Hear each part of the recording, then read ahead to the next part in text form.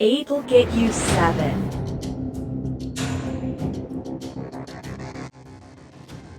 In a world where marriage is for a 7-year term, not a lifetime commitment, follow the end of the marriages of 4 different couples.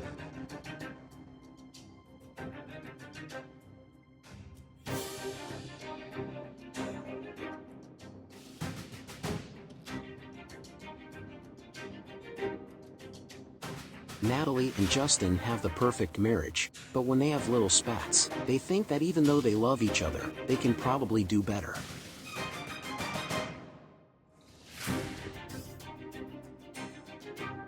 Peter and Martha have a blue-collar life and are miserable. They don't get along and neither have any intention to renewing their marriage.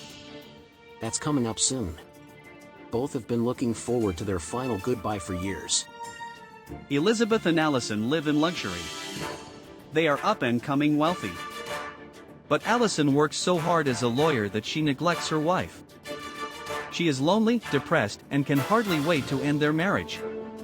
Allison has no clue.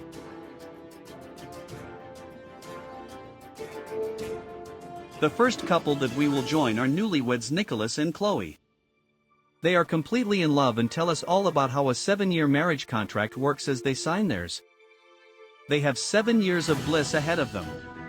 Or will a twist of fate move their lives onto a path that they never could have imagined? Let's go to Nick and Chloe's place now.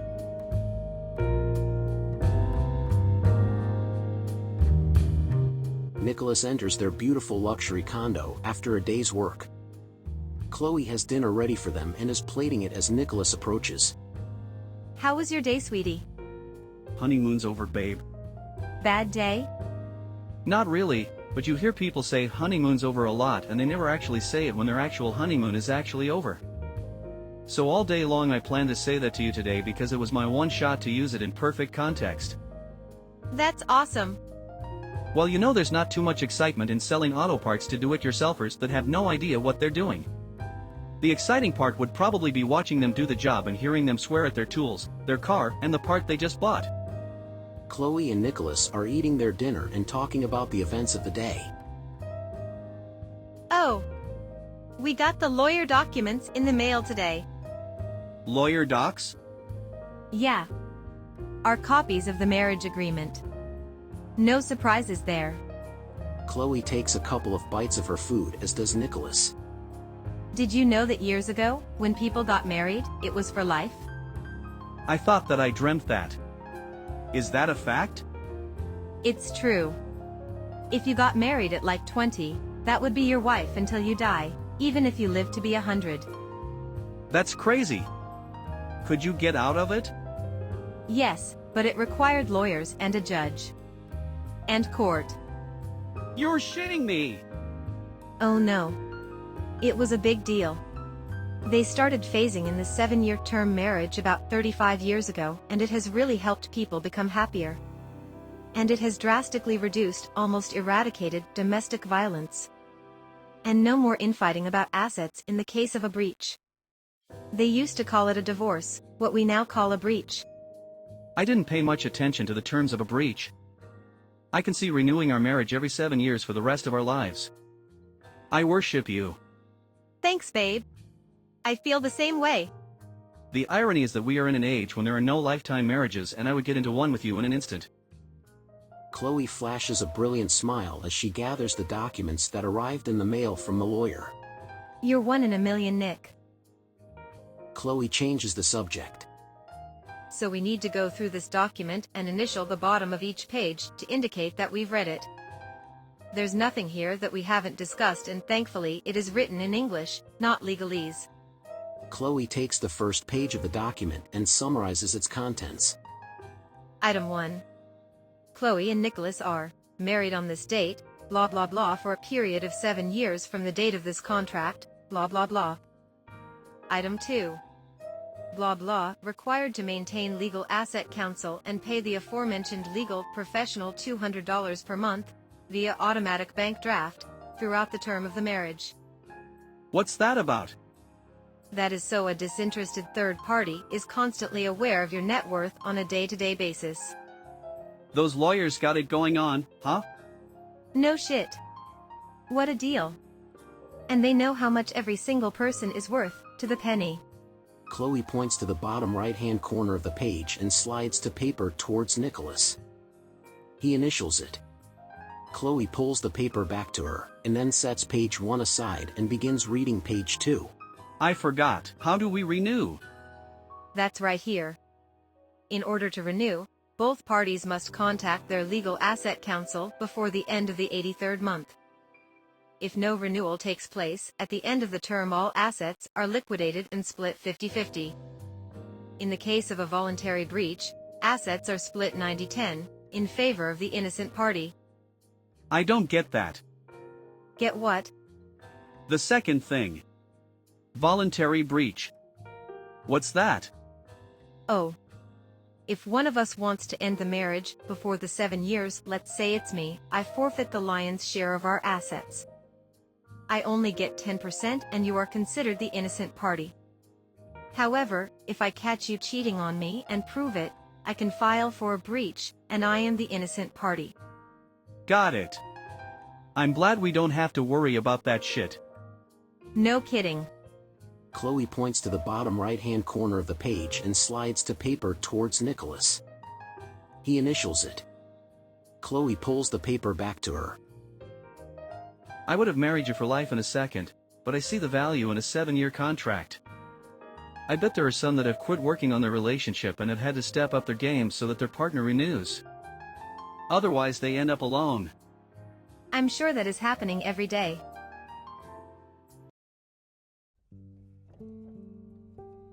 Natalie is seated at the breakfast table with a cup of coffee while reading the morning news on her iPad.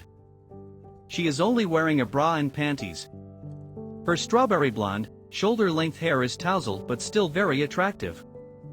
She has a beautiful smile and is so happy to see Justin enter the kitchen from the bedroom. She stops what she's doing as he enters. Good morning, babe. Good morning, gorgeous. Have you seen my cell phone? No. Why? I gotta call God and tell him that I just found his missing angel. You are so sweet. Natalie stands on her tiptoes and kisses Justin on the lips. I'll make you a nice breakfast. How about that? Sounds great. What's on the menu? Sausage and cheese omelette. Oh God. You can't make an omelet to save your perfect ass. Oh. I figured it out. I watched a bunch of videos on YouTube and I got it down. Let me show you. You want me to be your food tester? This ought to be interesting. Geez, Justin, gimme a break. I'm trying. You're right, Nat. I'm sorry. And I'm starved. Let's see what you got. Justin takes the seat that Natalie was occupying and begins reading her iPad. Natalie fixes him a cup of coffee and slides it over to him. Thanks, gorgeous. Natalie is wrestling with some pots and pans as she is trying to gather up the necessary things to fix her husband some breakfast. Babe, you want to head up to Boston this weekend and maybe have lunch somewhere in the North End? Wow, that sounds like a great idea. What about Giuseppe's? Yeah. I forgot about that place. I'm salivating for the zucchini flowers already. Maybe I can get them to dip you in batter and then I'll eat you. We don't have to go to Boston for that, baby.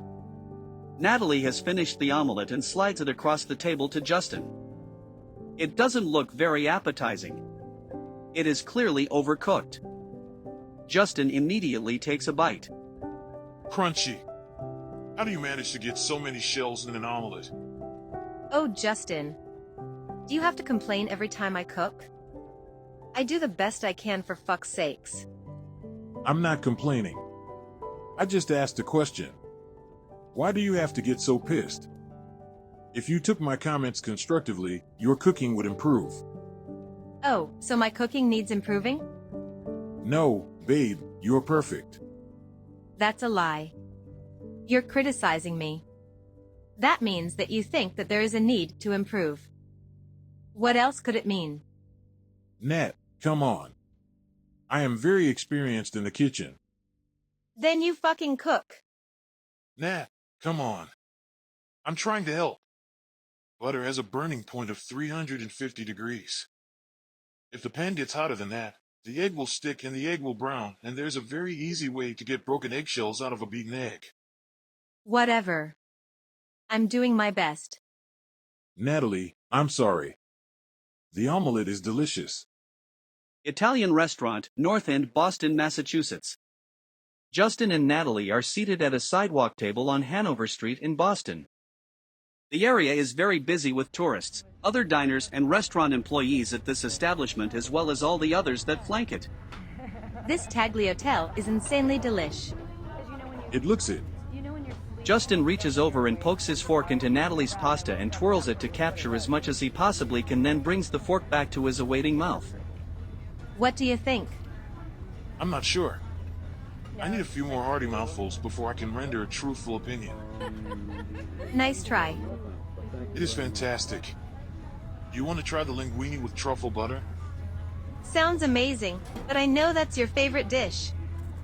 You enjoy it. The waiter arrives to remove their dishes. May interest you in dessert this afternoon. Yes. We will share a tiramisu. Excellent choice, Senor. I will get that for you.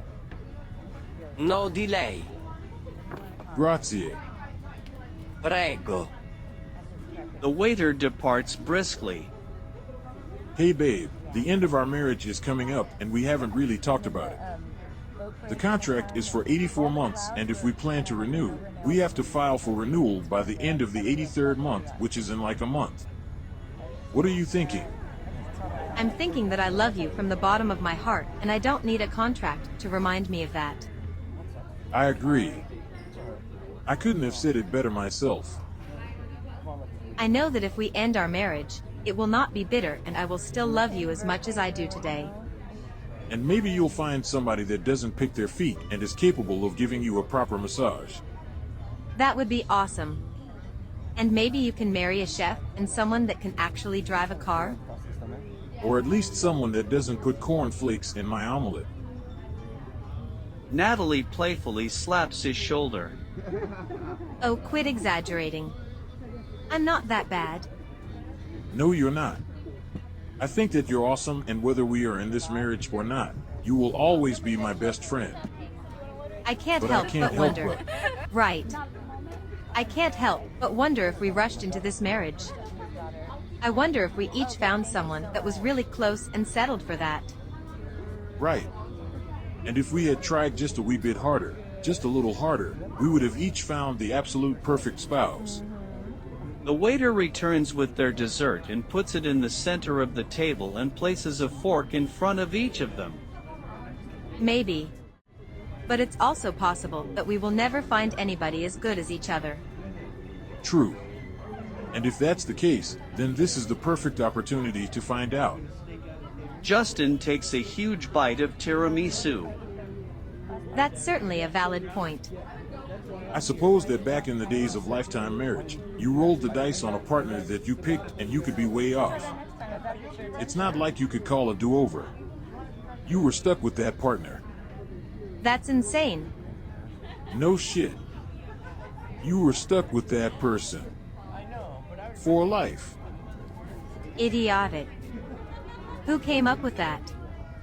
So I'm thinking that we let our contract run out and see what happens. I'm guessing that we either won't find anyone that comes close to what we have now, Or we find everything that we have now and just a little bit more and attain marital bliss.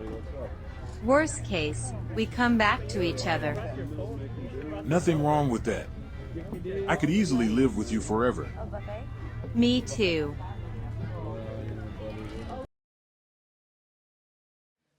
Elizabeth is a cute blonde, very slim. She has long straight hair and is seated at a small table with her longtime friend Sally. Allison doesn't seem to know that I'm alive anymore. I feel so alone. Elizabeth, that can't be. Allison is great. And what do you base those words of wisdom on, Sally? He's kind to you. He doesn't beat you. Do you ever argue? Elizabeth nods no. But she's absent. I need someone that is with me. She works so much that I barely see her. Have you told her that you need her around? Of course. And she says that she needs to put in the extra effort now to become a partner in the firm. She says that she's gotta pay her dues. She's paying the dues with my happiness. You're not happy. No! I'm fucking miserable, Sally. I'm a single married woman, living alone. But it's almost over. You're up for renewal already? Oh yeah. The end of next month is the deadline to file for a renewal. What are you gonna do? Are you kidding? I am so out of here. Oh my god. Oh my god. How can you be surprised? Geez. Allison has turned into the anti-wife. She isn't physically and emotionally available to a woman that needs a wife physically and emotionally. I'm sorry, Elizabeth. Can I help? I wish you could, but it has to come from Allison. I don't hate her, I just don't know her anymore. I forgot who she is. She needs to make me fall in love with her again.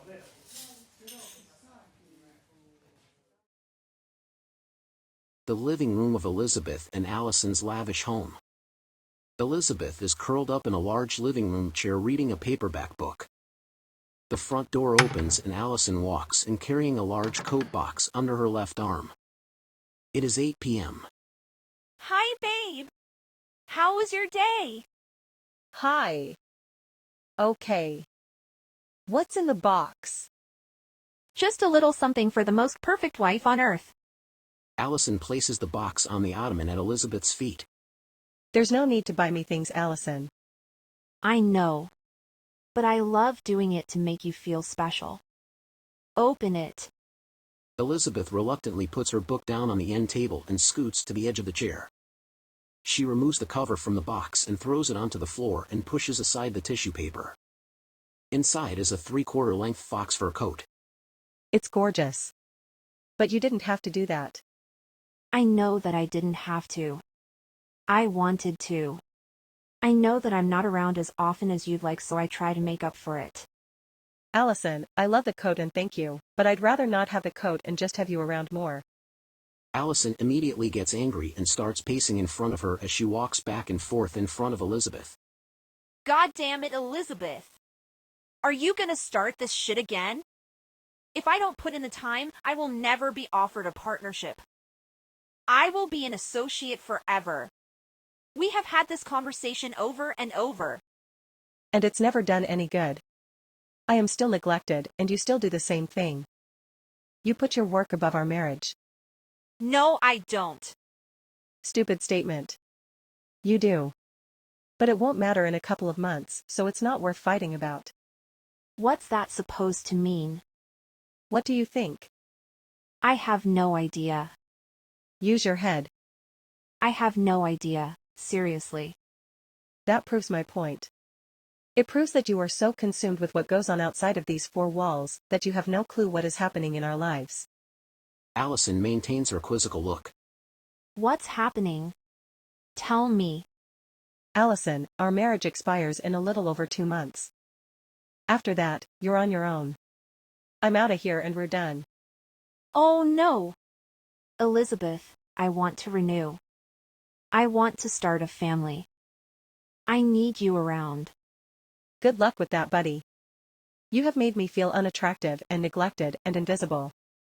Elizabeth, I am so sorry, but I am going to fix this. You'll see. Peter and Martha's third-floor apartment living room. Peter is wearing a stained white t-shirt and boxer shorts, lounging on the living room couch watching football on television. Martha emerges from the bathroom. She has been applying makeup and it is obvious, although Peter doesn't notice. Martha opens her purse and looks inside her wallet.